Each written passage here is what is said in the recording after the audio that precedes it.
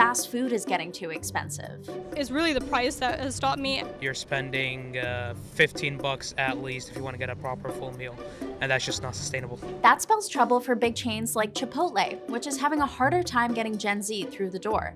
The brand hasn't sold as much as it was expecting to this year. What we've noticed is a category slowdown for the 25 to 34-year-olds that are under the most financial pressure. And Chipotle isn't the only chain noticing a pullback. McDonald's recently said it isn't expecting as many sales from low-income diners next year. So how did fast food go from budget-friendly to overly expensive? We are seeing higher labor costs, higher food costs, and therefore the average eater check when you go out is higher than it has been in years past. The price of ground beef, for example, has skyrocketed. 1 kilogram now costs more than $14. 5 years ago, that number was closer to $9. So a lot of these chains are trying to win back cost-conscious consumers with promotions. Burger King says it's seeing more traffic from meal deals like this one.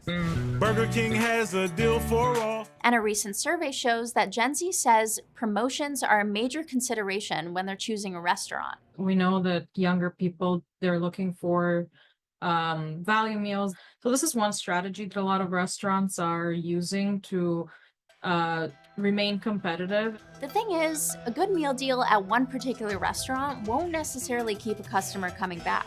And they may not be brand loyal, so they'll switch to different brands based on the value offerings. They might also just be snacking more. You know, girl dinner. That's a perfect bite. Young people in particular are telling us that they're replacing traditional meals with snacks, and that could speak to cost concerns or maybe just how fast-paced their lives are. Chipotle says its biggest competitor for young adults isn't another restaurant. It's the grocery store. I shouldn't be spending this much money on food, so sometimes I make something at home and eat it here. I try to cook more now. I'm a very bad chef, but I still try. The fight is really going to be around this Gen Z and this alpha consumer in getting their share of spend over the next couple of years. Jenna Benchitrit, CBC News, Toronto.